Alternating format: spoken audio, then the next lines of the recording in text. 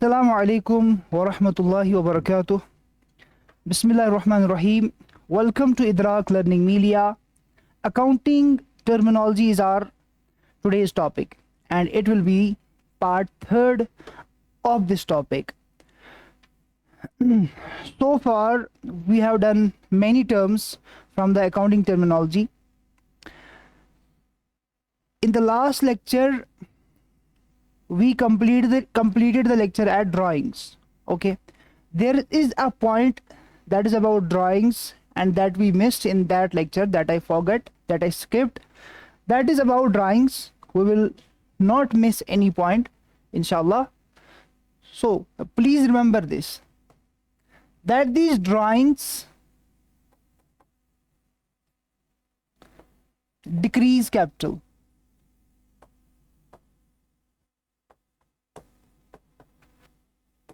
Drawing से capital decrease हो जाता है एंड इट्स क्वाइट अंडरस्टूड. ये आपको आसानी से समझ आ जाएगा. क्यों समझ आ जाएगा? क्योंकि आपको ऑलरेडी पता है बिजनेस एंटिटी कॉन्सेप्ट. ठीक है, बिजनेस एंटिटी कॉन्सेप्ट.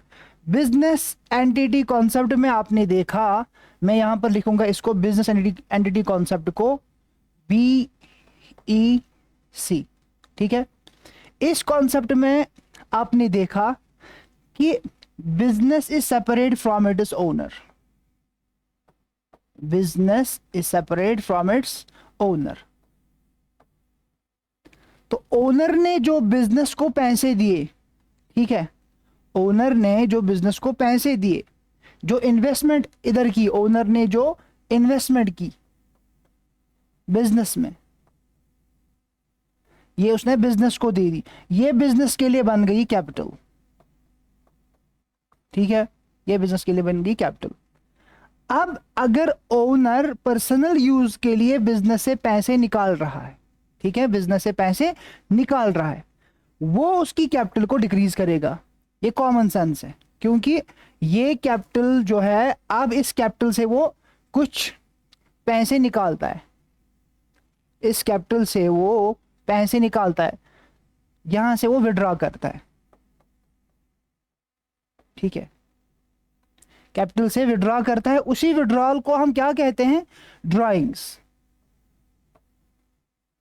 उसी विड्रॉल को हम कहते हैं ड्राइंग्स. इससे क्या हो जाएगा? इस ड्राइंग से क्या हो जाएगा? इससे कैपिटल जो हो, कैपिटल जो है, सॉरी, कैपिटल जो है वो डिक्रीज हो जाएगा. ओके तो ये बहुत ही आसान सा पॉइंट था, but it is important and I must tell you that it has been asked in exam. ये एग्जाम में पूछा गया है. ठीक है, ये एग्जाम में पूछा गया. तो नेक्स्ट टर्म, जो आज की टर्म हमें पढ़नी है, वो हम शुरू करेंगे वहां से इंशाल्लाह. वो टर्म है, हमें आज पढ़ना है, बहुत ही इंपॉर्टेंट टॉपिक और बहुत ही इंटरेस्टेड टॉपिक, वो है लाइबिलिटी. ठीक है, वो है लाइबिलिटी.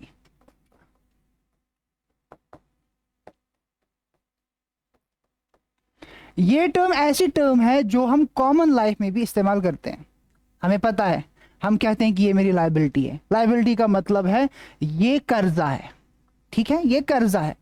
इसीलिए हम कहते हैं लाइबिलिटी जो है, ये लाइबिलिटी जो है, दिस इज एन अमाउंट, ये वो अमाउंट है, ये ऐसा अमाउंट है जो पेएबल होता है by business. Amount payable by business to some party, to some party. ठीक है, यहां पर आपका जहन फिर से ताजा करने के लिए, जो हमने परसों पढ़ा, ठीक है, वो चीज यहां पर मैं फिर से एक बार लिख रहा हूं, लिखने की जरूरत नहीं है, लेकिन आपका जहन थोड़ा सा ताजा करने के लिए. ठीक है, वो चीज ये है कि capital is also liability for business. ये हमने परसों ही समझा. क्यों? ये किसका कर्जा है बिजनेस को? ये ओनर का कर्जा है बिजनेस को. ठीक है, capital is also liability for business, क्योंकि हम जब बिजनेस पर्सपेक्टिव से इन चीजों को देखेंगे, ओनर और business these are two separate entities, ये दो शख्सियत हैं as per the business entity concept. ठीक है, तो ये मुझे यहाँ पर एक पॉइंट, छोटा सा पॉइंट याद आया था। अब इसके बारे में मजीद एक्सप्लेनेशन है, ठीक है, मजीद वजाहत है। वो ये है कि इस लाइबिलिटी को डिवाइड किया गया है, लाइबिलिटी जो है इसको डिवाइड किया गया है इनटू टू। ओके, लाइबिलिटी को डिवाइड किया गया है इनटू टू, याद रखना है बेटा। एक है हमारी इंटरनल लाइबिलिटी,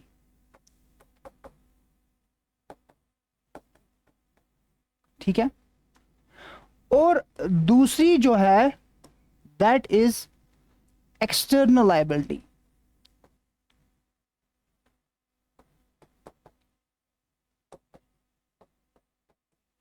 ठीक है, एक इंटरनल लाइबिलिटी कहलाएगी और दूसरी एक्सटर्नल लाइबिलिटी कहलाएगी।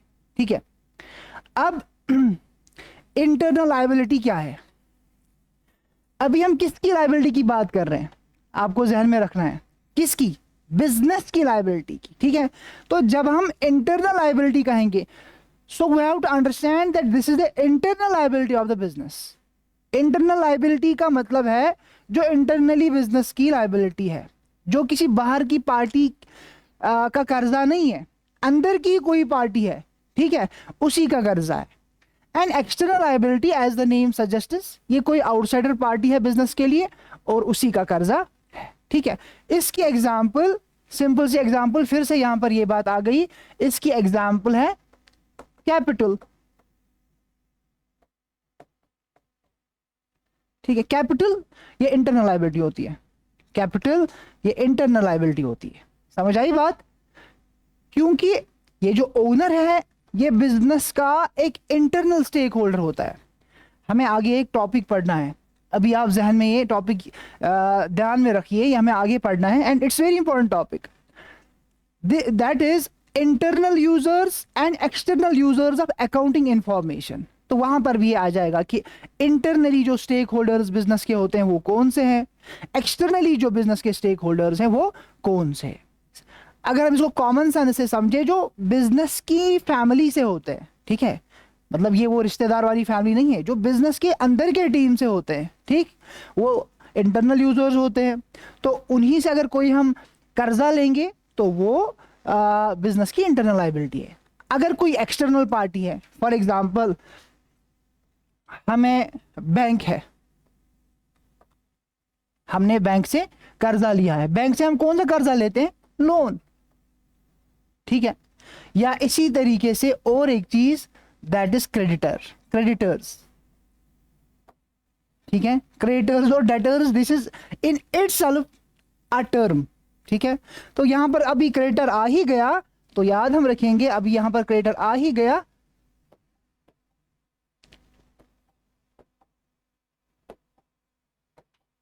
ओके, यहां पर अभी अब ये क्रेडिटर आ ही गया, याद रखेंगे क्रेडिटर के बारे में, ये हमें आगे भी पढ़ना है।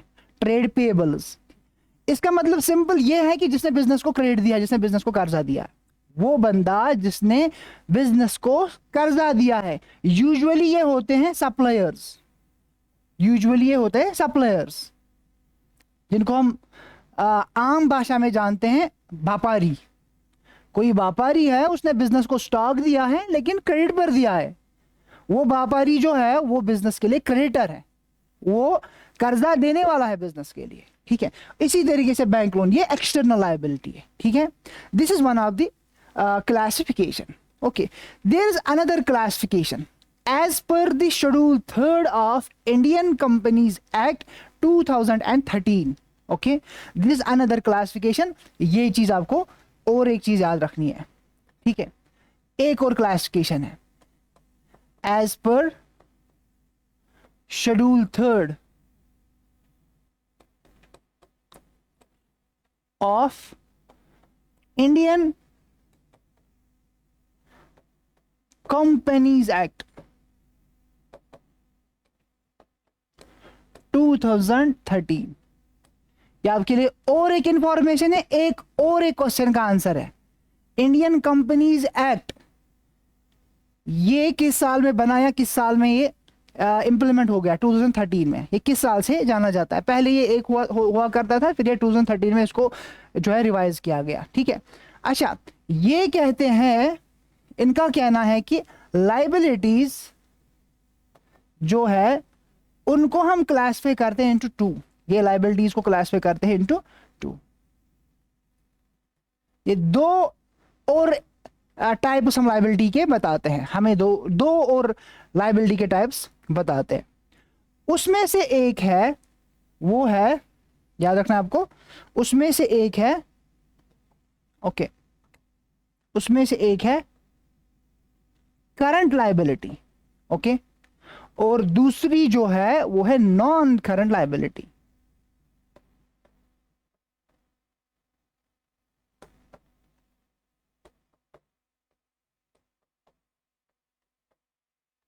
करंट लाइबिलिटी, तो ये आपने याद रखा, as per the which schedule, as per the third schedule of which act, Indian companies act 2013, it classifies the liabilities into two, current liability and non current liability। जैसा मैंने पहले लेक्चर में आपको कहा था, बी द एग्जामिनर्स, ठीक है, be your examiners, be the examiners yourself. तो अगर आपको इसमें से क्वेश्चन डालना होगा, सिंपल से ये क्वेश्चन आ जाएगा कि इंडियन कंपनीज एक्ट शेड्यूल 3 के हिसाब से लाइबिलिटीज को कैसे क्लासिफाई किया गया है, फिर हम नीचे ऑप्शंस बता सकते हैं। सिंपल सा आंसर है current liability and non current liability. ठीक है, अब हम समझते हैं कि ये करंट लाइबिलिटी क्या है। ठीक है, ये करंट लाइबिलिटी क्या है, इसको हम नेक्स्ट पेज पर समझते हैं। ठीक है, तो अभी हमारे पास है करंट लाइबिलिटी जो इंडियन कंपनीज एक्ट के तहत है। एक है करंट हमारे पास,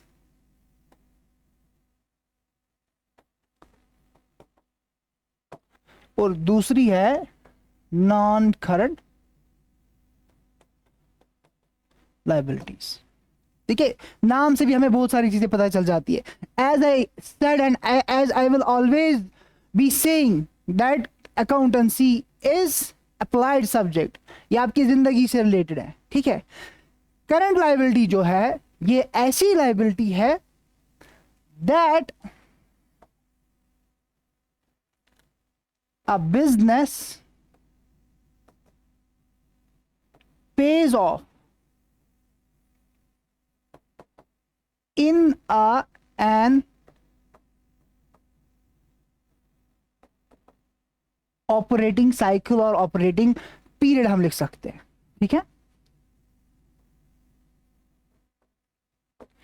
ये एक ऐसी लाइबिलिटी है जो बिजनेस इस कर्जे को चुकाएगा, इस कर्जे को पे करेगा। ठीक है, इस कर्जे को पे करेगा कितने टाइम में? यहां पर करंट जो है इसको टाइम डिसाइड करता है। ठीक है, या हम इसको कह सकते हैं कि it is classified on the basis of time. ठीक है, ये क्लासिफाई की गई है टाइम बेसिस पर। ये जो क्लासिफिकेशन है ये टाइम बेसिस पर इसको क्लासिफिकेशन की गई है। ठीक है, जो लाइबिलिटी कंपनी पे ऑफ करेगी कितने टाइम में? एक ऑपरेटिंग साइकिल में, एक ऑपरेटिंग साइकिल में। ठीक है, जो कंपनी पे ऑफ करेगी एक ऑपरेटिंग साइकिल में, वो करंट लाइबिलिटी है। सवाल होना चाहिए आपका, sir what is operating cycle? ठीक है, ऑपरेटिंग साइकिल यूजुअली जो है ये 12 मंथ्स का होता है, 12 मंथ्स का होता है। ठीक है, ये एक नेचर का लॉ है कि यूजुअली एक ऑपरेटिंग साइकिल जो है 12 मंथ्स का होता है। किसी कंपनियां, किसी बिजनेस का साइकिल जो है 18 मंथ्स का भी होता है। अब ये ऑपरेटिंग साइकिल क्या है, अगर इसके ज्यादा डीप में हम जाएं, जरूरत नहीं है फिर भी मैं कहूंगा। ठीक है, ये एक ऐसा साइकिल है, साइकिल से ही मुराद ही होता है एक सर्कल। ठीक है, ये एक ऐसा पीरियड है जिसमें इस बिजनेस के एक साइकिल जो है पूरा हो जाता है। क्या मतलब, अगर कोई बिजनेस मैन्युफैक्चर करता है, ठीक है, मैन्युफैक्चर करता है, फिर पहले रॉ मटेरियल इसके पास बन जाता है, फिर इसको बनाता है फिनिश्ड प्रोडक्ट, ठीक है, फिर मार्केटिंग करता है, ठीक है, फिर इसका ये सारा पीरियड सेल्स होता है, फिर ये फिर से मैन्युफैक्चरिंग पर आ जाता है। इसी को कहते हैं ऑपरेटिंग साइकिल, ठीक है, जिसमें एक बिजनेस के पूरे ऑपरेशंस कंप्लीट हो जाए। यूजुअली ये 12 मंथ्स होता है, ठीक है। कोई ऐसा बिजनेस होता है जो बड़ी बड़ी कंपनीज होती है, फॉर एग्जांपल किसी कंपनी को जहाज बनाना है, वो जहाज 1 साल में कंप्लीट नहीं होता है, कभी 2 साल में होता है, कभी 3 साल में होता है। उनका ऑपरेटिंग साइकिल क्या है, 3 साल है। लेकिन जो यूजुअली कंपनीज करते हैं, आप देखते हो हर साल आपके पास नया एप्पल फोन आ जाता है, इसका मतलब है कि उनका ऑपरेटिंग साइकिल 1 साल है। 1 साल में वो रिसर्च R&D करते हैं, फिर उसके बाद डेवलपमेंट करते हैं, उसके बाद मार्केटिंग करते हैं, उसके बाद सेल्स करते हैं, फिर अगले साल फिर से करते हैं, ठीक है। आपके पास हर साल में नया नया फोन आ जाता है, नया नया लैपटॉप आ जाता है, ठीक है, तो उनका ऑपरेटिंग साइकिल है। यहां पर हम ज्यादातर बातें, हम ज्यादा वो हाई लेवल पर नहीं जाएंगे, हम एरोनॉटिक्स पे जाएंगे, ठीक है। ज्यादातर जब हम ये अकाउंटिंग पढ़ते हैं, बिजनेस पढ़ते हैं, हम सोल प्रोप्राइटरशिप ही ज्यादातर ध्यान में रखेंगे। सोल प्रोप्राइटरशिप का क्या मतलब है, ऐसा बिजनेस जिसका मालिक एक हो, सोल। कभी कहते हैं ना कि मेरी सोलो पिक्चर ले लो, ठीक है, अकेले पिक्चर ले लो, यही मतलब है सोल प्रोप्राइटरशिप। सोल प्रोप्राइटरशिप ऐसा बिजनेस है जिसका मालिक एक ही है। जैसे कॉमनली यहां पर हम कश्मीर में बात करेंगे, दुकानदार, ठीक है, कोई दुकानदार होता है, किसी की छोटी मोटी कंपनी भी होती है, कभी कभार कंपनी को अलग से छोड़ दीजिए, छोटा सा मतलब शॉप होता है, किसी का शोरूम होता है, ठीक है, रेस्टोरेंट होता है, तो वो होता है सोल प्रोप्राइटरशिप।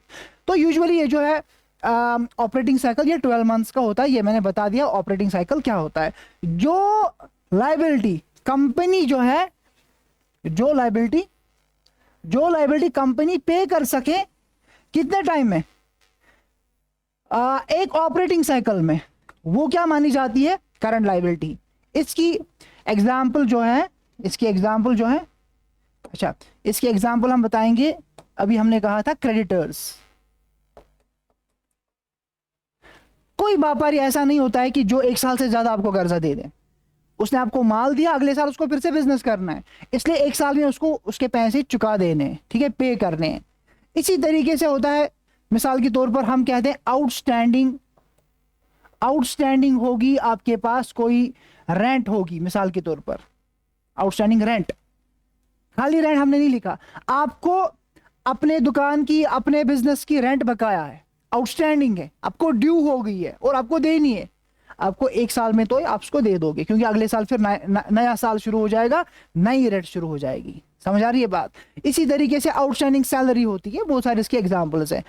अब नॉन करंट से पता चल जाता है, ठीक है, तो इसीलिए हम इसको कभी कभार कह सकते हैं कि ये एक शॉर्ट टर्म लायबिलिटी होती है। शॉर्ट टर्म लायबिलिटी एक अलग क्लासिफिकेशन है, वो भी छोड़ दीजिए, ठीक है। यहां पर वो लायबिलिटी जो हम 12 मंथ्स में, यूजुअली 12 मंथ्स में इसको पे कर सके, वो करंट लायबिलिटी मानी जाती है, ठीक है। तो यहां पर ये जो नॉन करंट लायबिलिटी है, ये आपको समझ आ जाएगा अभी। जो बिजनेस पे ऑफ करेगा, a business page of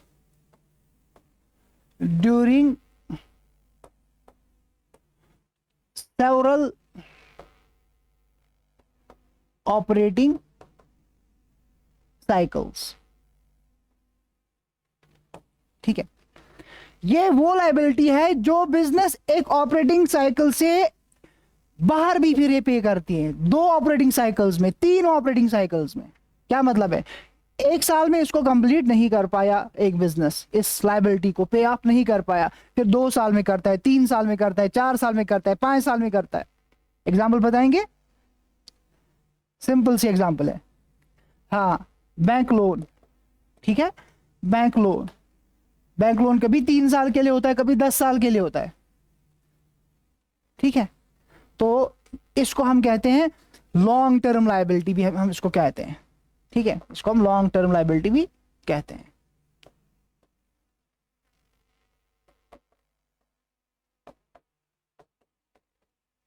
long term liability भी हम इसको कहते हैं, ठीक है। So this is all about liability.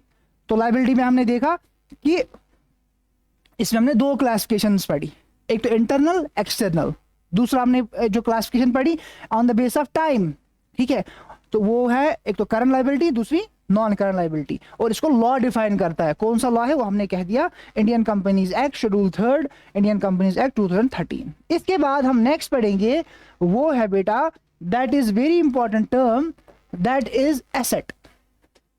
Okay, asset, it's again a common term, again a common term, and again a familiar term, जो हमने सुनी है, यूज की है, ठीक है, ये ऐसी टर्म है। तो ये जो एसेट है इसको हम कहते हैं, ये जो एसेट है बेटा याद रखना चाहिए, this is property of the business, property of business.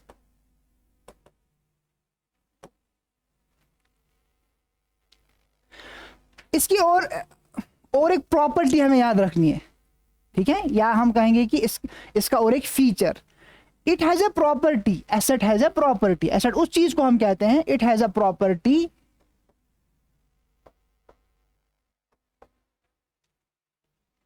To be converted into cash, to be converted into cash और कैश इक्विवेलेंट, ठीक है, कैश और कैश इक्विवेलेंट। इसका क्या मतलब है, मतलब जो कैश के बराबर कोई चीज है, for example gold, for example या तो कैश आपके पास नकदी है या चेक आपके पास है, दिस इज कैश इक्विवेलेंट, ठीक है, इसको हम कैश इक्विवेलेंट कहते हैं। चेक है आपके पास, गोल्ड है आपके पास, ठीक है, दिस इज कैश इक्विवेलेंट। तो यहां पर आपको ये चीज याद रखनी है कि प्रॉपर्टी एक ऐसी चीज है, सॉरी एसेट एक ऐसी, मतलब ऐसी प्रॉपर्टी है बिजनेस की, ठीक है, जो हम कन्वर्ट कर सके इनटू कैश और कैश इक्विवेलेंट। पहले तो ये प्रॉपर्टी है बिजनेस की, और इस प्रॉपर्टी की एक और प्रॉपर्टी है, एक और फीचर है, खुसूसियत है, वो ये है कि it is converted into cash, convertible into cash, इसको हम कन्वर्ट कर सकते हैं इनटू कैश में, ठीक है। फॉर एग्जांपल बता दीजिए कोई एग्जांपल आपके पास, अगर कैश ही होगा, अगर कैश ही होगा, फॉर एग्जांपल अगर कैश ही होगा वो तो प्रॉपर्टी है ही, ठीक है। अगर आपके पास बिल्डिंग है वो भी तो प्रॉपर्टी है ही, मतलब वो भी तो एसेट है।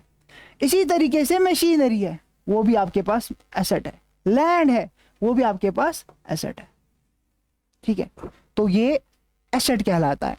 अब इसकी भी क्लासिफिकेशन है, अब इसकी भी क्लासिफिकेशन है। तो वो क्लासिफिकेशन भी है एज पर, जो हमने अभी कहा था वो है as per the schedule 3 of Indian companies act.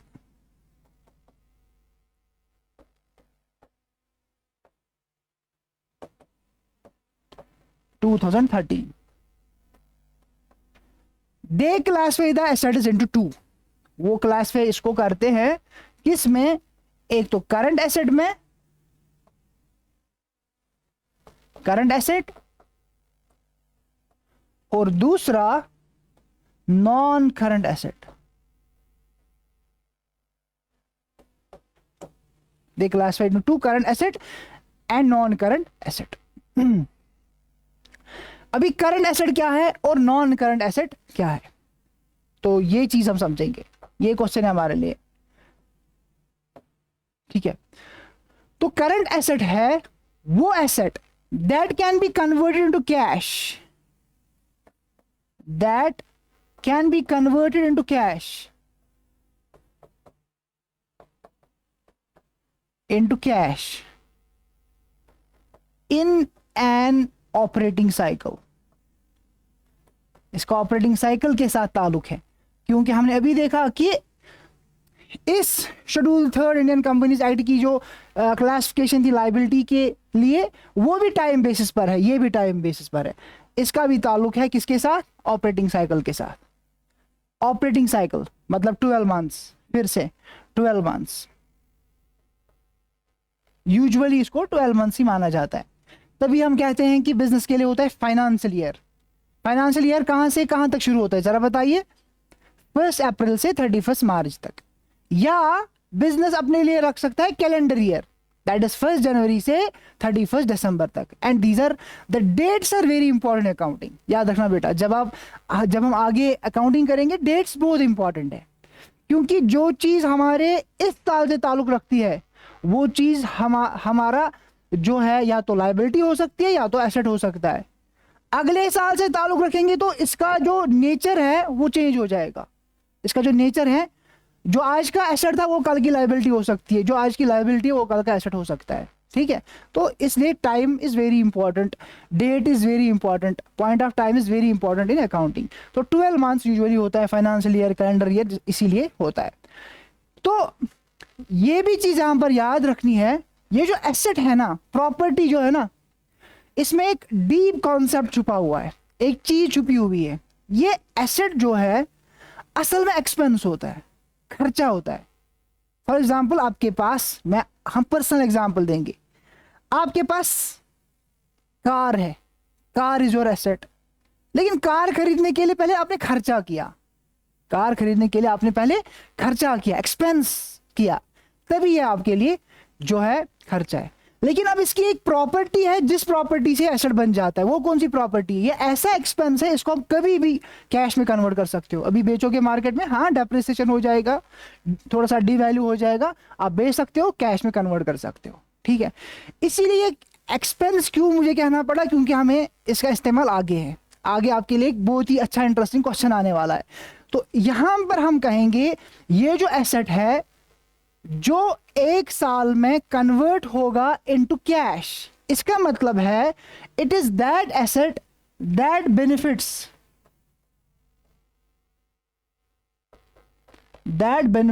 A business, जो बिजनेस के लिए फायदेमंद है, for a year,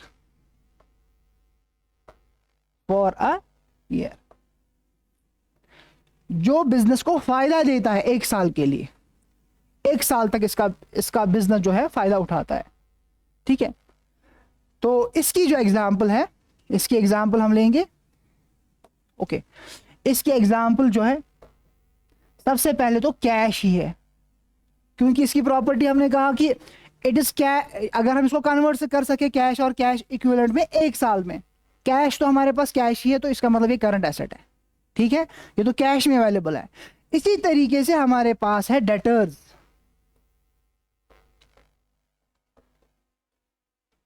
debtors is opposite of creditors.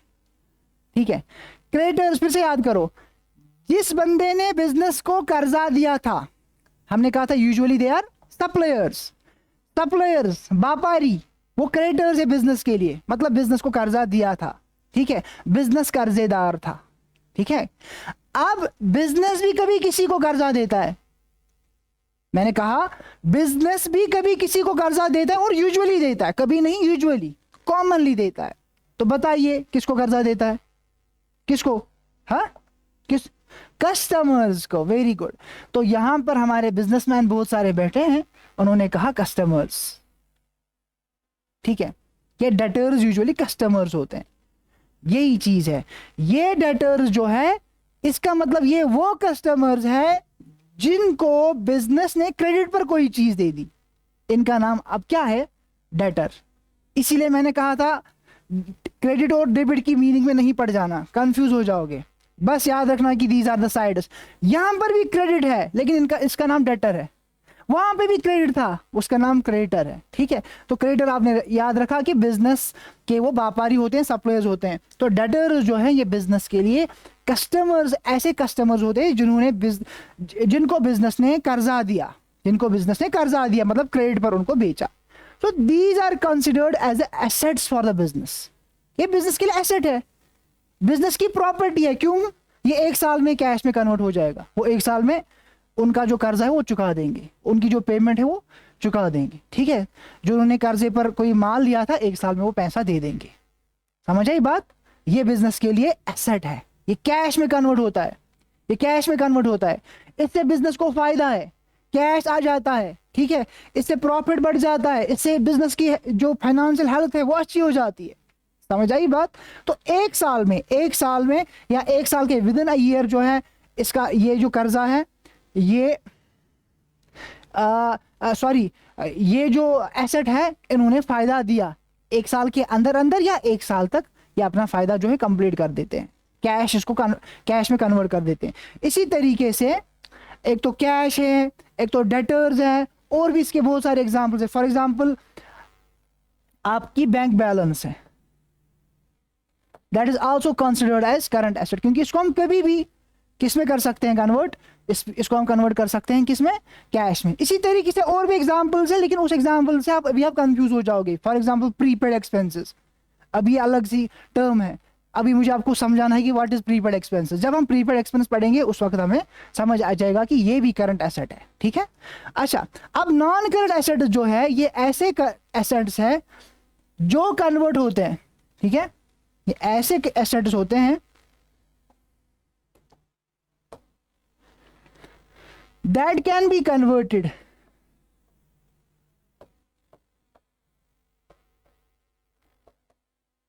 into cash or cash equivalent during several operating cycles,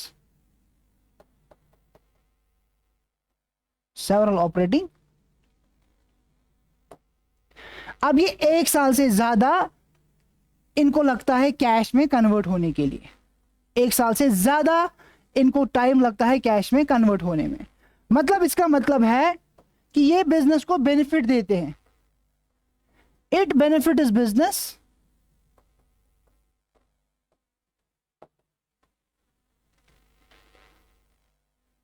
for more than a year. हम अभी अब साल से ज्यादा इसको कंसिडर करेंगे क्योंकि यूजुअली ये साल ही होता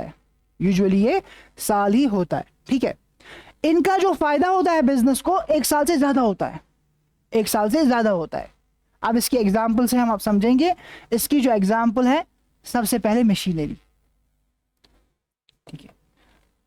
अभी हमने ऊपर कहा कि machinery is asset for the business, is it? Yes, it is asset for the business. अब ये सवाल है, ये मशीनरी का फायदा बिजनेस को कितने साल तक है?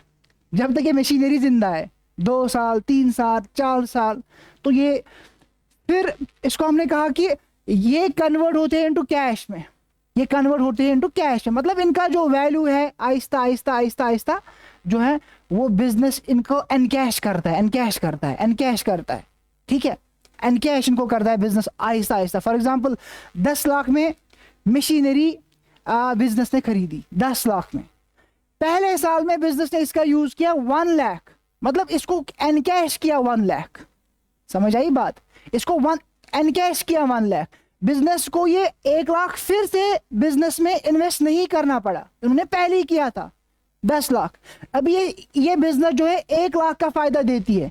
अगर ये मशीनरी नहीं होती तो इसके बदले लेबर लगाने थे, उन लेबर्स को 2 लाख लग जाते, 3 लाख लग जाते। वो 2 लाख, वो 3 लाख बिजनेस ने इस मशीनरी को कन्वर्ट किया इनटू कैश, कन्वर्ट किया इन the long run into the profits, ठीक है। प्रॉफिट इसमें कन्वर्ट किया, कैश में कन्वर्ट किया, बेनिफिट में कन्वर्ट किया। तो इसने बिजनेस को बेनिफिट दिया for more than a year.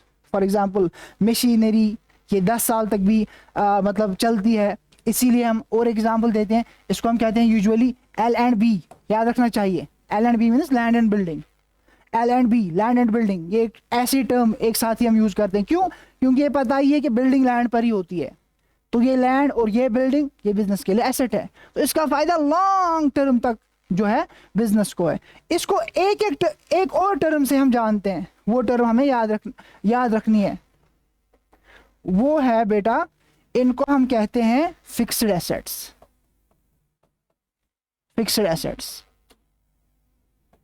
ये ऐसे एसेट्स हैं जो फिक्स्ड है, ठीक है। एक बार खर्चा किया, इनमें जो पैसा हमने लगा दिया वो फिक्स हो गया, वो बंद हो गया। These are known as fixed assets. इनका बिजनेस को फायदा जो है बहुत सालों तक बिजनेस को फायदा होता है। These are the non current assets. अब एसेट की और एक क्लासिफिकेशन है, वो भी हम पढ़ेंगे। यहां तक समझ आ गया? कोई क्वेश्चन यहां तक? अच्छा, तो इसके बाद और एक क्लासिफिकेशन है एसेट की, दैट इज एसेट को हम और एक क्लासिफिकेशन करेंगे, that is tangible and intangible asset. ठीक है, टेंजिबल और इनटेंजिबल एसेट, ये सिंपल इसी टर्म से ही पता चल जाता है कि टेंजिबल और इनटेंजिबल क्या है। Tangible assets are physical assets, physical assets जिनकी एग्जिस्टेंस को हम देख सकते हैं, फील कर सकते हैं, ठीक है, जो हमारे सामने है। इसकी एग्जांपल है सिंपल सी बिल्डिंग, ठीक है, machinery, these are tangible assets. Cash, bank, ये सब टेंजिबल एसेट्स है। ठीक है, आप इसको समझ सकते हो। और इनटेंजिबल एसेट्स जो है ये इनविजिबल एसेट्स होते हैं। ये बिजनेस के एसेट्स तो होते हैं लेकिन इनकी एग्जिस्टेंस जो है वो जाहिर नहीं होती है। ये इनविजिबल एसेट्स है, बाहर तो ये नहीं दिखते हैं, इनका कोई वजूद नहीं होता है। ठीक है, इनकी कोई एग्जिस्टेंस नहीं होती है, इनका कोई वजूद नहीं होता है, लेकिन बिजनेस के लिए एसेट है। बिजनेस के लिए वैसे ही फायदा देते हैं जो फिजिकल एसेट्स फायदा देते हैं। हमने बिल्डिंग खरीदी बिजनेस के लिए, इसका बिजनेस को फायदा है, चाहे गोडाउन यूज किया चाहे शोरूम यूज किया, बिजनेस का फायदा है। ठीक है, तो इसी तरीके से जो इनविजिबल एसेट्स होते हैं वो कॉपीराइट्स होते हैं, फॉर एग्जांपल। ठीक है, गुडविल होती है फॉर एग्जांपल, ट्रेडमार्क होता है, पेटेंट्स होते हैं, ये एग्जांपल है इनकी। ठीक है, तो ये बहुत सारे हैं। ये बज़ाहिर इनका कोई वजूद नहीं होता है। कॉपीराइट, इन टर्म का तकरीबन माने एक ही है, जो अलग अलग टर्म्स है, कॉपीराइट्स, गुडविल, ट्रेडमार्क, पेटेंट्स, तकरीबन इनकी जो मीनिंग एक ही है लेकिन इनका इस्तेमाल अलग अलग फील्ड्स में हो जाता है। ठीक है, कॉपीराइट का इस्तेमाल फॉर एग्जांपल, आपने कोई फॉर एग्जांपल बुक लिखी, ठीक है, आप बुक के ऑथर बन गए, तो ये बुक के ऑथर जो है आपने इस पर कॉपीराइट लगा दिया। ठीक है, इसमें आप ऑथर बन गए। अच्छा, इसमें आपके कॉपीराइट्स है, जो राइट्स है वो रिजर्व्ड है, आपके अलावा इस बुक को कोई पब्लिश नहीं कर सकता, आपके अलावा इस बुक को कोई पब्लिश नहीं कर सकता। अब आपके पास कोई पब्लिशर फॉर एग्जांपल आ जाता है, वो पब्लिशर कहता है कि सर मैं ये बुक जो है पब्लिश करना चाहता हूं। ठीक है, बुक को पब्लिश करने के लिए अगर इसका वैल्यू निकाला जाए, बुक को पब्लिश करने के लिए 10,000 लगते, लेकिन पब्लिशर कहता है कि सर मैं आपको 1,10,000 दूंगा। अरे पब्लिश करने को 10 ही लगते हैं, 1 लाख किसका वैल्यू है? ये कॉपीराइट का वैल्यू है। आपकी जो कॉपीराइट है इसमें उसका 1 लाख आपको मिल जाएगा। ठीक है, ये एसेट है आपका, ये बिजनेस का एसेट है। ठीक, तो इसी तरीके से अगर बिजनेस की कोई चीज होती है जो कॉपीराइट होती है, कोई इन्वेंशन होती है जो बिजनेस ने खुद की होती है, वो बिजनेस के लिए कॉपीराइट है। कोई नया सॉफ्टवेयर बना दिया, सॉफ्टवेयर में यूजुअली पेटेंट्स होते हैं। ठीक है, कोई नया सॉफ्टवेयर बना दिया बिजनेस ने, उसमें पेटेंट्स होते हैं, इसके जो पेटेंट्स है, इसके जो राइट्स है वो बिजनेस के पास है। अब इस फॉर एग्जांपल आपके पास एंड्रॉयड है, एंड्रॉयड हर एक कंपनी यूज करती है, ये सैमसंग भी यूज करता है, ये ओप्पो भी यूज करता है, ये वन प्लस भी यूज करता है, ये शॉमी भी यूज करता है। लेकिन जिसका ये एंड्रॉयड है गूगल का है, गूगल के पास इसके कॉपीराइट्स है। किसी कंपनी को ये यूज करने के लिए उस कॉपीराइट्स के लिए पहले पे करना होता है इस गूगल को। ठीक है, गूगल को इसको पे करना होता है, तो that's why this copyright becomes the asset for the company. इसी तरीके से गुडविल होता है, गुडविल होता है रेपुटेशन। ठीक है, reputation of the business, business की रेपुटेशन। इसकी सिंपल सी एग्जांपल हम बार बार देते हैं, सिंपल सी एग्जांपल, मतलब ये वो रेपुटेशन है जिससे बिजनेस ज्यादा अर्न करता है as compare to the same business in the market, as compare to the same business in the market.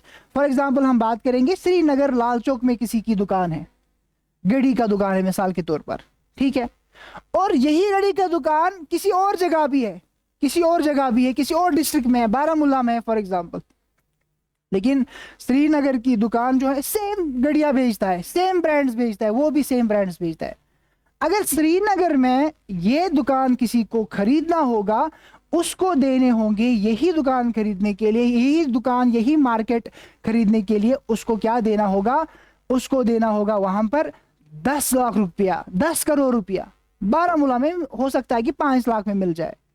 दुकान सेम है, ब्रांड सेम है, हर कोई चीज सेम है, मार्केट सेम है, फिर क्यों है इनको ये ज्यादा पैसे देने पड़ते हैं? ठीक है, this is the reputation of the market, this is the reputation of the business जो उस बिजनेस ने कमाया है। ठीक है, या इसी तरीके से मैं आपको एग्जांपल दूंगा। फॉर एग्जांपल इसकी एग्जांपल है हम बात करेंगे, कोई गारमेंट बेचने वाला बिजनेस है, कोई गारमेंट, फॉर एग्जांपल कोई भी आम सा बिजनेस है जो गारमेंट बनाता है। ठीक है, वो अपने बिजनेस को बेचेगा, तो जिसको खरीदने वाला होगा वो देखेगा कि इसकी कितने एसेट्स है, इसकी कितनी लायबिलिटीज है, एसेट्स और लायबिलिटीज को आपस में माइनस करके फिर उसको बिजनेस को पैसे देगा और बिजनेस को खरीदेगा। अब यही खरीदने वाला, यही कस्टमर जो है वो नाइकी के पास जाता है, मुझे आपका जो है गारमेंट सेक्शन है स्पोर्ट्स का वो मुझे खरीदना है आपके नाम के साथ। अगर वो वाला अभी ए बिजनेस इसने खरीदा था मिसाल के तौर पर 10 करोड़ में, क्या नाइकी का यही वाला जो गारमेंट बिजनेस है उसको 10 करोड़ में मिलेगा? नहीं, हो सकता है कि 100 करोड़ में मिल जाए। क्यों? क्योंकि नाइकी का एक ब्रांड वैल्यू है, ब्रांड वैल्यू एक रेपुटेशन है, उसका प्रोडक्ट जो है वो मार्केट में बिकेगा ही बिकेगा, वो रेपुटेशन, वो ब्रांड वैल्यू जो है वही गुडविल है। ठीक है, इसी तरीके से ट्रेडमार्क है, हमें इन चीजों को नहीं पढ़ना है, एक्चुअली हमें इनविजिबल एसेट को पढ़ना है। ट्रेडमार्क कोई खुसूसी मार्क, नाइकी की टिक है फॉर एग्जांपल, एडिडास का ऐसे 3 लाइंस है। ठीक है, तो ये ट्रेडमार्क्स होते हैं, इनका भी अपना वैल्यू होता है, इनका वैल्यू होता है क्योंकि इन्होंने अपना एक नाम कमाया होता है, एक पहचान कमाई होती है। हालांकि ये इनविजिबल है लेकिन ये एसेट है। ठीक है, ये एसेट है, ये रेपुटेशन, इसको हम कहीं पर फील कर सकते हैं, सॉरी कहीं पर टच कर सकते हैं, फील तो कर सकते हैं, ठीक है, देख सकते हैं, ऐसा नहीं हम कर सकते, लेकिन still these are assets for the business. तो ये टेंजिबल इंटेंजिबल एसेट्स, ये भी एक एसेट्स की क्लासिफिकेशन है। एसेट्स में और एक जो है क्लासिफिकेशन नहीं मैं कहूंगा कि और एक टाइप एसेट का बताया गया है, तो वो टाइप जो है वो आपको याद रखना है, really very interesting, fictitious asset।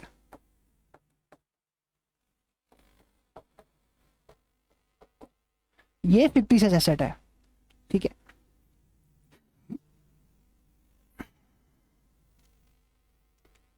ठीक है, fictitious asset, ये एसेट क्या होता है? इट इज एक्चुअली, ये क्या है एक्चुअली? डेफर्ड, स्पेलिंग शायद यही है, अगर स्पेलिंग गलत भी हो जाए तो माफ कीजिएगा। डेफर्ड रेवेन्यू एक्सपेंडिचर, ठीक है, इसको हम कहते हैं डेफर्ड रेवेन्यू एक्सपेंडिचर।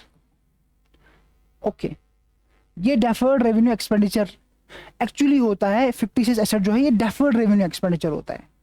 ठीक है, ये एक्चुअली में एसेट नहीं होता है।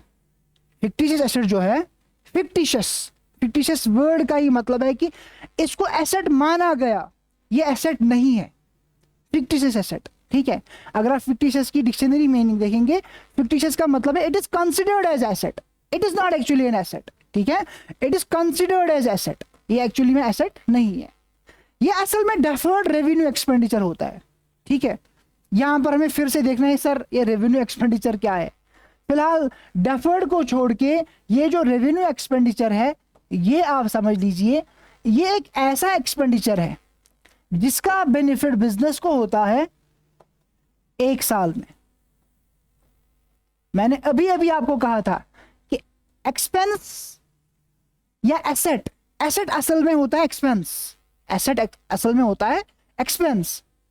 तो ये एक ऐसा एक्सपेंडिचर था, ये एक ऐसा एक्सपेंडिचर था जिसका बेनिफिट बिजनेस को 1 साल में होता है, उसको हम कहते हैं रेवेन्यू एक्सपेंडिचर। इसकी एग्जांपल है रेंट, रेवेन्यू एक्सपेंडिचर की मिसाल के तौर पर।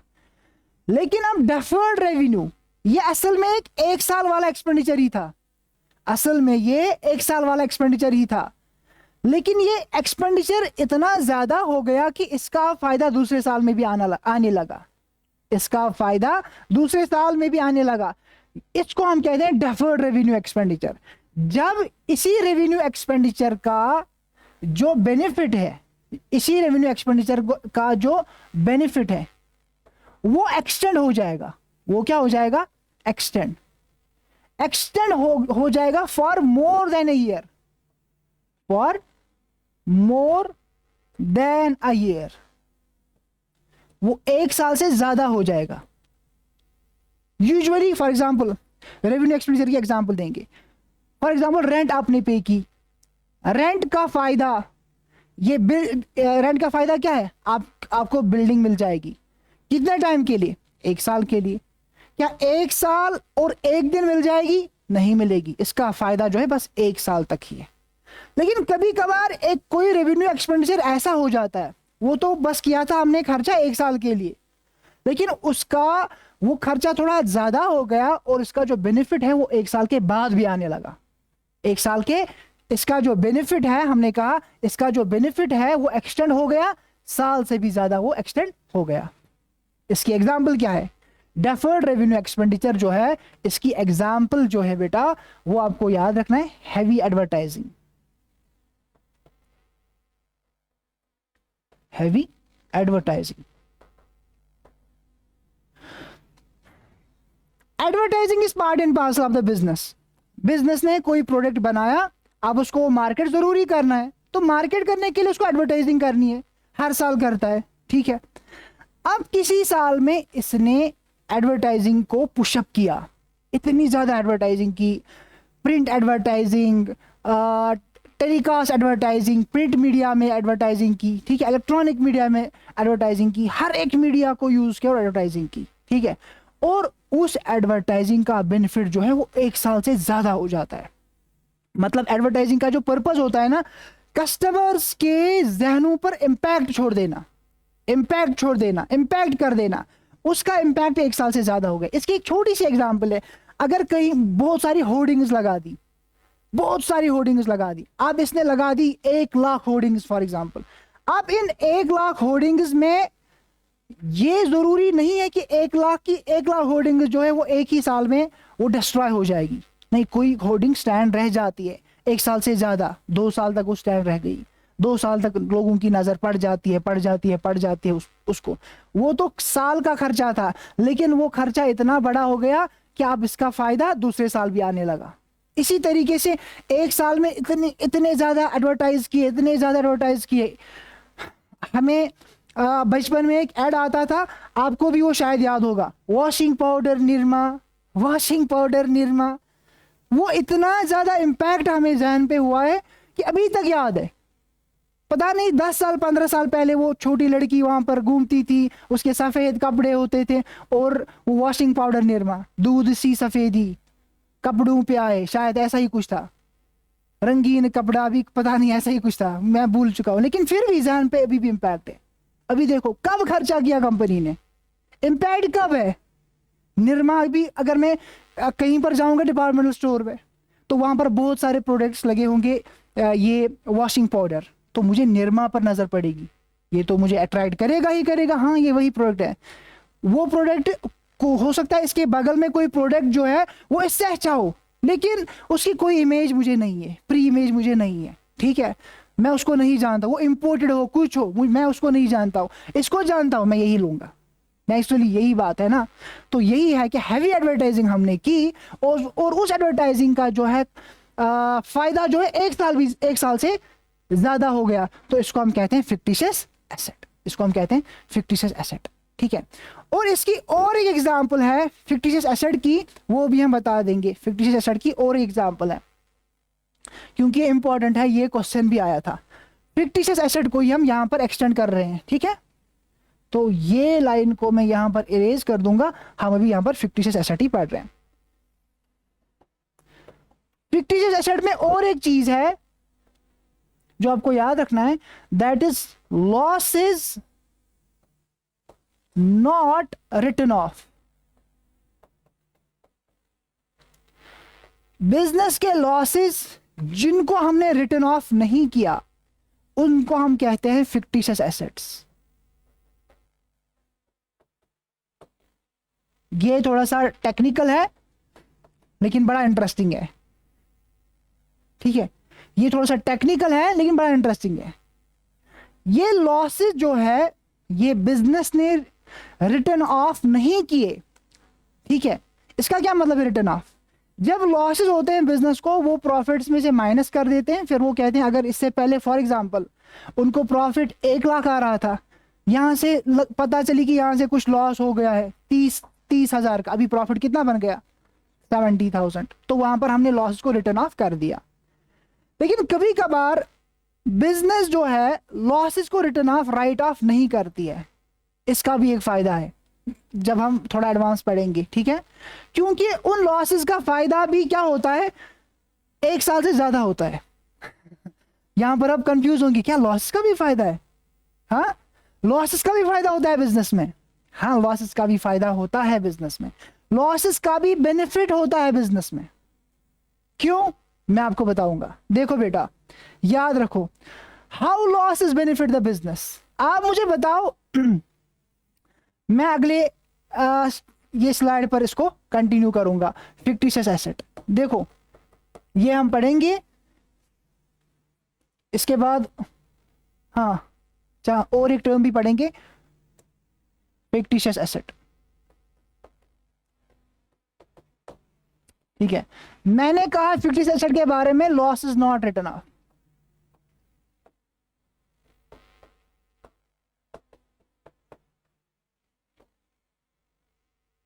ये फिक्टिशियस एसेट्स होते हैं। Now here is a surprising question for every student, losses, ठीक है। लॉसेस एंड एसेट, एक तो लॉस है और दूसरा क्या है, एसेट है। How losses can be assets? Okay, it's interesting and it's natural question as well. ये हर किसी के जहन में आना चाहिए। अगर आपके जहन में नहीं आ रहा है, या तो आपको सब पता है या कुछ समझ में नहीं आ रहा है। या तो आपको सब पता है, आंसर इसका पता है, या फिर कुछ समझ में नहीं आ रहा है, ठीक है। तो देखो बेटा, एक्चुअली में हम देखेंगे प्रॉफिट क्या होता है। पहले हम प्रॉफिट की बात करेंगे। What is profit? What is profit? Profit क्या है एक्चुअली? प्रॉफिट है जो बिजनेस के रेवेन्यूज है जब वो ज्यादा होंगे एक्सपेंसेस से, इजंट इट? बिजनेस ने सेल्स की, रेवेन्यूज का मतलब है सेल्स। बिजनेस ने जो सेल्स की वो जब ज्यादा होंगे एक्सपेंस से, तो वहां पे जो डिफरेंस आएगी, वहां पे जो सरप्लस आएगा, दैट इज प्रॉफिट, है ना? अंडरस्टूड है ना? आपने कोई चीज खरीदी 1 लाख में और बेच रहे हो 1.5 लाख में, this 1.5 lakh is your revenue, मिसाल के तौर पर, ठीक है। और आपने एक चीज खरीदी थी, इसके लिए खर्चा किया था 1 लाख, फिर दुकान की रेंट मिलाकर, फिर जो आपके पास सेल्स एग्जीक्यूटिव है उसकी सैलरी मिलाकर, मान लो ये खर्चे जो है इसके लिए 1,20,000 हो गए, ठीक है। तो प्रॉफिट जो है वो प्रॉफिट इसमें कितना है? इसमें प्रॉफिट क्या है, कितना है? 30,000, isn't it? Okay, now let's see what are losses actually, ठीक है। what are losses? losses जो है इसका मतलब ये है कि एक्सपेंसेस ही जब ज्यादा हो जाएंगे, किन से? रेवेन्यूज से। Expenses are greater than revenues, है ना?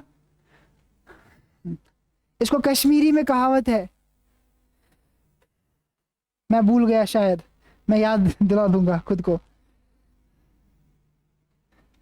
ये हमें सर कहते थे, अगर वो देख रहे होंगे, वसीम सर, मैंने उनके पास 1 साल में पढ़ा था, वो हमें कहते थे, मैं भूल गया। अच्छा, जब एक्सपेंसेस ज्यादा हो रेवेन्यूज से, ठीक है, कहावत में याद दिला रहा हूं, नफूक छुम तसली हुई नुकसान मो हाव, क्या ताम पे गट लिखवाओ, में पूर्व पे याद किया। अच्छा, तो एक्सपेंसेस जब ज्यादा हो जाएंगे रेवेन्यू से, आपने चीज खरीदी, परचेजेस किए मिसाल के तौर पर, ठीक है, आपने परचेजेस किए, कुछ किया, मतलब मशीनरी लाई और कुछ लाया, ठीक है, ये सब खर्चा हो गया मिसाल के तौर पर, अभी यही 1.5 लाख हो गया और पूरा रेवेन्यू जो है वो 1 ही लाख आ गया। इसका मतलब है आपको क्या है, मशीनरी फिलहाल एक्सपेंस में नहीं आएगा, ये तो एसेट है, ये तो अलग से हम लिखेंगे, ठीक है। आपने रेंट दे दी मिसाल के तौर पर, सैलरी दे दी, एक्स्ट्रा एक्स्ट्रा एक्स्ट्रा, ये जो है ये ज्यादा हो गए और आपका जो रेवेन्यू सेल्स है वो 1 लाख की आ गया, आपको लॉस हो गया कितना, लॉस हो गया आपको 50,000, ठीक है। तो यहां पर जो पॉइंट है, the point to be noted my Lord is expenses ज्यादा हो गए, ठीक है, एक्सपेंसेस ज्यादा हो गए। अभी हमने देखा एक्सपेंसेस जो है ये बिजनेस को क्या देते हैं, these actually benefits the business, these actually benefits the business। आपने इसमें कुछ एडवर्टाइजिंग ज्यादा की थी मिसाल के तौर पर, इसमें एडवर्टाइजिंग ज्यादा की थी प्रोडक्ट को चलाने के लिए, ठीक है, बिजनेस में मार्केट में चलाने के लिए एडवर्टाइजिंग ज्यादा की थी, ऐसे ऐसे एक्सपेंस किए थे जिनका असल में बिजनेस को फायदा है, 2 साल तक फायदा है, 3 साल तक फायदा है। तो जब एक्सपेंसेस बिजनेस को बेनिफिट देते हैं, एक्सपेंसेस का ज्यादा होना रेवेन्यू से ये लॉस है, तो इसका मतलब लॉस भी बिजनेस को इन लॉन्ग टर्म बेनिफिट दे सकता है, अगर वो लॉस इस तरीके का लॉस हो कि उसमें कुछ ऐसे एक्सपेंस हुए हैं जिनका फायदा 1 साल से ज्यादा है, जिनका फायदा 1 साल से ज्यादा है। जैसे अभी हमने देखा इसमें इसने की थी ये परचेज जो किए थे, रेंट जो दी थी, और उसमें एडवर्टाइजिंग बहुत ज्यादा की थी, इस एडवर्टाइजिंग का फायदा 1 साल से और भी रहेगा, इसी साल में पूरा फायदा इसका मुकम्मल नहीं हो गया, ठीक है। इस गन्ने का रस अभी भी बाकी है, ये गन्ना खत्म नहीं हो गया, ठीक है, तो इसका फायदा अगले साल तक ही है। तो expense benefit, loss expense benefit, ठीक है, लॉस जो है वो एक्सपेंस से ही निकलता है, मतलब एक्सपेंस ज्यादा हो गए तब लॉस है। A is equal to B, B is equal to C, इसका क्या मतलब है, A is equal to C. इसी का मतलब है कि ये जो फिक्टिशियस एसेट्स है ये बिजनेस को बेनिफिट करते हैं, ये बिजनेस को बेनिफिट करते हैं in the long term, in the long term. अब आप कहोगे सर इस फिक्टिशियस एसेट की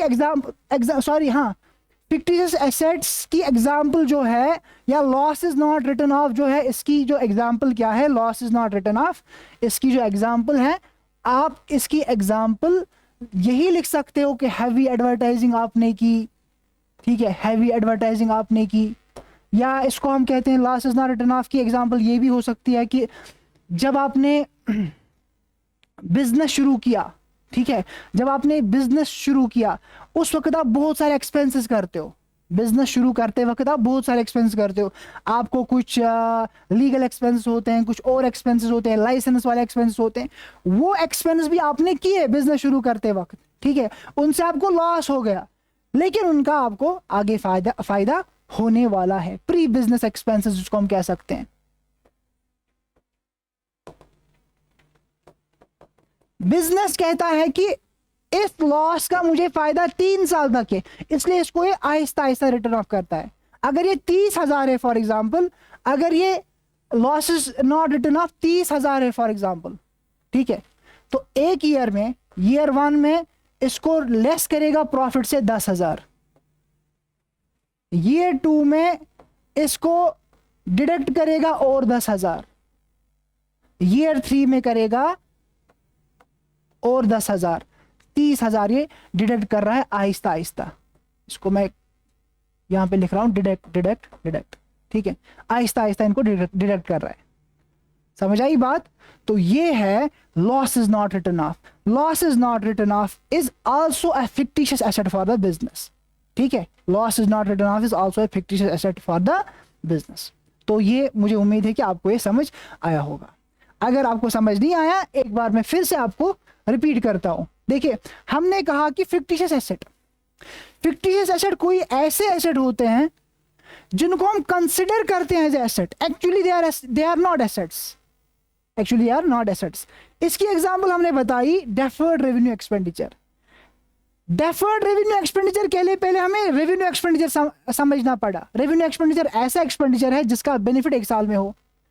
डेफर्ड रेवेन्यू एक्सपेंडिचर ऐसा एक्सपेंडिचर है जिसका बेनिफिट डेफर हो गया, जिसका बेनिफिट एक्सटेंड हो गया, जिसका बेनिफिट क्रॉस कर गया बाउंड्री 1 साल से ज्यादा। हमने कहा कि इसका बेनिफिट एक्सटेंड हो गया 1 साल से ज्यादा, heavy advertising, this is fictitious asset, this is deferred revenue expenditure. ठीक है। अच्छा, इसी तरीके से हमने कहा कि इसकी और एक एग्जांपल है loss is not written off. Loss is not written off, ऐसे लॉसेस जो राइट ऑफ बिजनेस ने नहीं किए 1 ही साल में। ये 1 साल में थोड़ा सा करते हैं राइट ऑफ, 1 साल में राइट ऑफ, 1 साल में थोड़ा सा, और 3 साल में इनको डिवाइड करके राइट ऑफ करते हैं। What is write off? Write off is, अभी हम समझ सकते हैं इस लेवल पर, deducting from the profit, charging to the profit. ठीक है, प्रॉफिट को इनको डिडक्ट करते हैं आहिस्ता आहिस्ता आहिस्ता। जैसा मैंने अभी एग्जांपल दिया था कि 30,000 है फॉर एग्जांपल, 1 साल में 10,000 लेस किया, दूसरे साल में 10, तीसरे साल में 10। अब मसला है कि ये लॉसेस कैसे फिक्टिशियस एसेट है, नॉट रिटन ऑफ। इसका हमने कहा कि ये फिर से ऐसे कोई एक्सपेंडिचर्स होते हैं, इसका हमने कहा ये फिर से कोई ऐसे एक्सपेंडिचर्स होते हैं जिनकी वजह से लॉस हो गया बिजनेस को, लेकिन उनका फायदा 2 साल तक है, 3 साल तक है। समझ आई बात? इनका फायदा 2 साल तक है, 3 साल तक है। ठीक है, जैसे हमने कहा कि एडवर्टाइजिंग की वजह से लॉस हो गया बिजनेस को। What is loss? When expenses exceed the revenues. इनका फायदा लेकिन है 2 साल तक है, 3 साल तक है, तभी ये फिक्टिशियस एसेट्स कंसिडर किए जाते हैं। Loss is not written off, fictitious assets consider किए जाते हैं।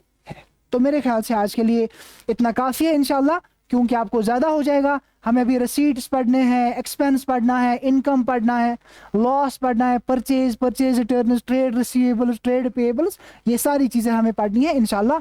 बिल्स ऑफ एक्सचेंज ये हमें पढ़ना है, discount, cash discount, trade discount, ये सारी चीजों से जो है अकाउंटिंग टर्मिनोलॉजी कंप्लीट हो जाएगा। मेरे ख्याल से शायद 1-1.5 घंटा हमें और इसमें लग जाएगा अकाउंटिंग टर्मिनोलॉजी को कंप्लीट करने में। अभी हम थोड़ा सा स्पीड जो है वो स्लो रख रहे हैं। क्यों? क्योंकि अभी जो बच्चे जो हैं जुड़ रहे हैं आहिस्ता आहिस्ता आहिस्ता, ताकि उनके लिए फिर आसानी हो जाए, और आपकी लेवल थोड़ा सा जब बढ़ जाएगी, टर्मिनोलॉजी से आप निकल के फिर नेक्स्ट लेवल पर आ जाएंगे, फिर हमारी स्पीड थोड़ा सा तेज होती रहेगी।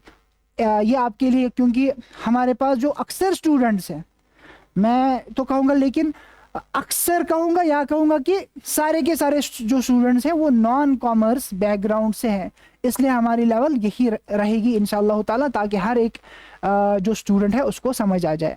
इसके अलावा अगर आपको कहीं पर कुछ समझ नहीं आता है, हमारा व्हाट्सएप ग्रुप है या मेरा नंबर आप हर जगह देख सकते हैं। आप मुझे कभी भी वो क्वेश्चन पूछ सकते हैं, मुझसे क्वेश्चन पूछ सकते हैं, जहाँ पर भी आपको क्वेरी हो, जहाँ पर भी आपको क्वेश्चन हो। तो यहाँ पर हम फिर से एक बार कहेंगे कि हम on demand of students and due to some technical glitch जो हुए थे पिछले लेक्चर्स में, कि हम अच्छे से लाइव नहीं कर पा रहे थे, वो यूट्यूब की खराबी कभी थी, कभी स्ट्रीम में मसला हुआ था, तो इस वजह से हम 1-2-3 लेक्चर शायद ये अकाउंटिंग टर्मिनोलॉजी हम जो है एज अ डेमो ही प्रेजेंट करेंगे ऑन यूट्यूब। हमारा बैच जो है वो शुरू हो चुका है, बच्चों ने एनरोल कर लिया है, जिनको करना था उन्होंने कर लिया है, और अभी भी आपके लिए मौका है, अभी भी टाइम है आपके लिए पढ़ने का। हमारी ऐप इदराक लर्निंग मीडिया से आप परचेज कोर्स कर सकते हैं। हमारे कोर्स की खुसूसियत हमने कहा था कि ये जो खुसूसियत है जो इसको डिफ्रेंशिएट करता है बाकी कोर्सेज से, सबसे पहली बात, हमारे कोर्स में ये लाइव इंटरैक्टिव लेक्चर्स होंगे ऐप पर। वहाँ पर वॉइस का ऑप्शन होगा, वहाँ पर स्टूडेंट्स के लिए माइक का ऑप्शन होगा, वो माइक को ऑन कर सकते हैं और क्वेश्चन पूछ सकते हैं during the class. Number 1। Number 2 ये चीज़ है कि हर टॉपिक के कंप्लीट करने के बाद आपको टेस्ट सीरीज इसमें इंक्लूडेड है, ये अलग से आपको नहीं दी जाएगी। नंबर 3 ये चीज़ है कि अकाउंटिंग के लेक्चर्स कंप्लीट करने के बाद, हम पूरा सिलेबस कंप्लीट करने के बाद, हम जो है स्टैटिस्टिक्स का सिलेबस भी कंप्लीट कर देंगे इंशाअल्लाह ताला, उसके लेक्चर्स भी after the completion of the accounting. During the period अगर हमें लगा उसके भी हम डेमो लेक्चर्स शायद रिकॉर्ड करके आपके पास वो सेंड कर सकते हैं, आपको भेज सकते हैं। नंबर 4 इस कोर्स की जो खुसूसियत है, हर किसी लेक्चर के lecture notes in the PDF format आपको दिए जाएंगे। नंबर 5, ग्रुप चैट फैसिलिटी है, जहां पर क्लासरूम में वर्चुअल क्लासरूम एनवायरनमेंट आपको मिल रहा है, वहां पर आप आपस में भी एक दूसरे से क्वेरीज जो है वो क्लियर कर सकते हैं, या टीचर से पूछकर टीचर आपको उसमें मदद करेगा इंशाअल्लाह ताला। आप सबसे गुजारिश है कि जल्द से जल्द इस मौके का फ़ायदा उठाएं। तो यहाँ पर आपकी इजाज़त लेंगे। अस्सलाम वालेकुम वरहमतुल्लाहि वबरकातुहू।